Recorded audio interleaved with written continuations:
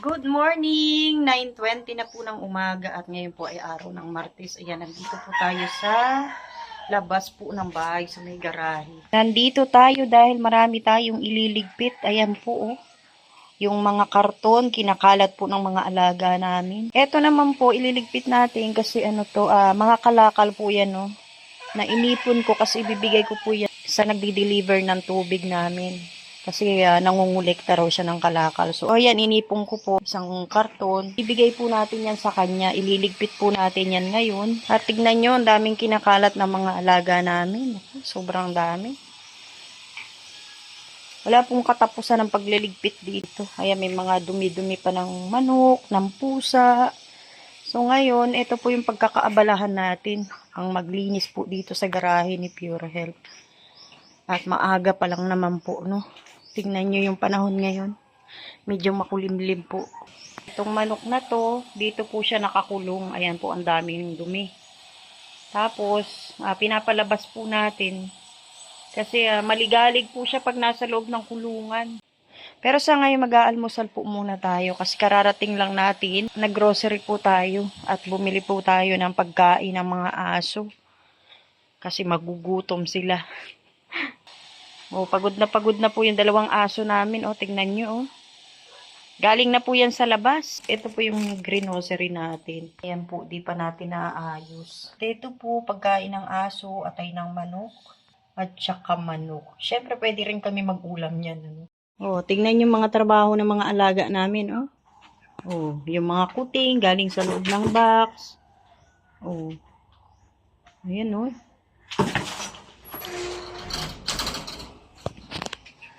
Pati aso. O, diba? Ganyan po sila. Oo, ayan o, yung mga kuting nandito. Pati aso ko, pumasok na rin dito. Hala, hala.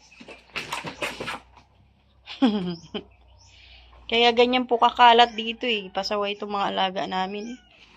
Ay, lahat pala ng kuting nandito. Oh, hala. Nandun silang lahat sa loob oh. Mga pasaway eh oh. Ngayon po, ayan, sisimulan na po natin ang pagliligpit. Ayusin na po natin dito sa garahe namin. Sa garahe ni Pure Health.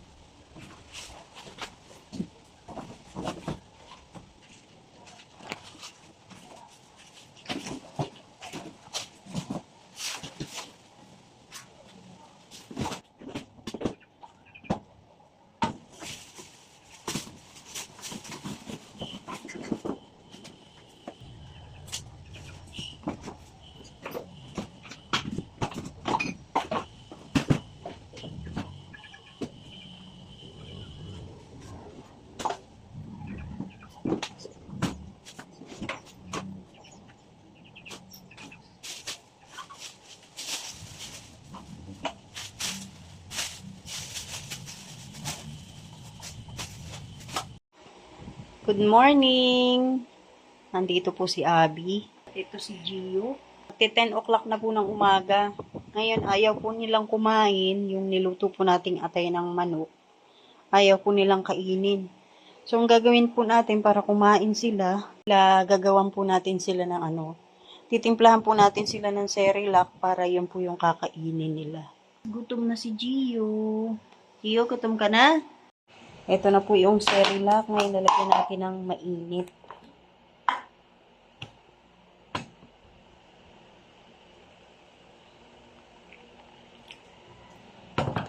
Tapos hahaluin.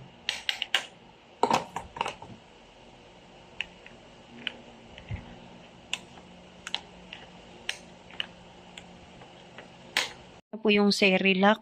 Ang gagawin po natin para mapakain po natin sa kanila. Gagamit po tayo nito, no? O, yan. Nandito yung aso natin. Ida-dropper natin. Alam niya nang pakakainin natin siya. O, tingnan mo, nagtago sa ilalim ng mesa. Abby! Halika na, dali. Kakainin kita ng Cerelac.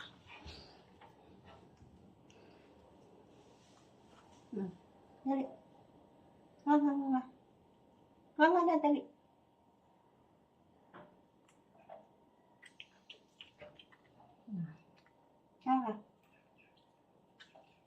Ayan, tumalsik. Hirap, nasa ilalim ng mesa.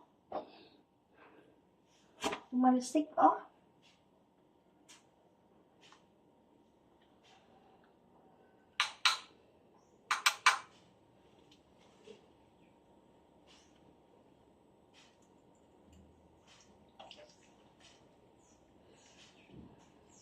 Halika rito, layo mo.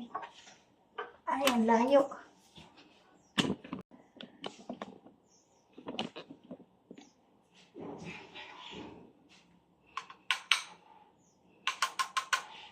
Kontian lang natin para hindi mabigla. Yan.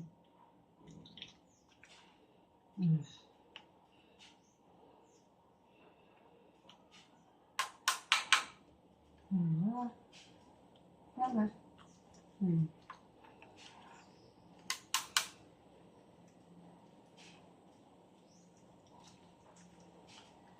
Dito lang.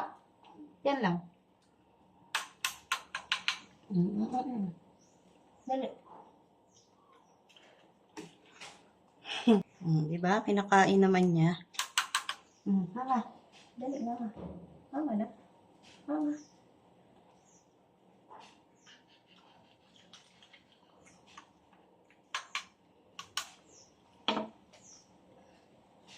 Halika.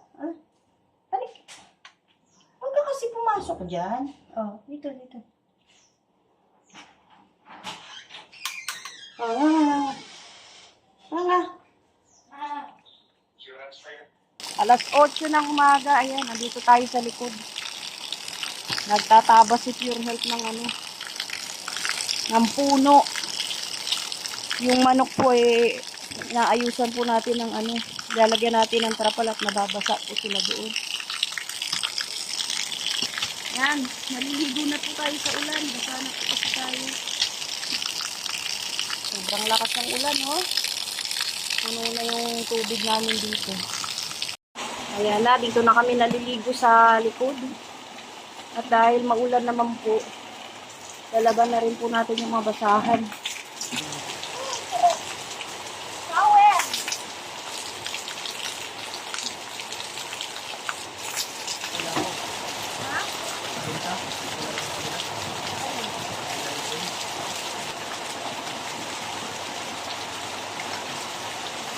Hindi malamig yung tubig.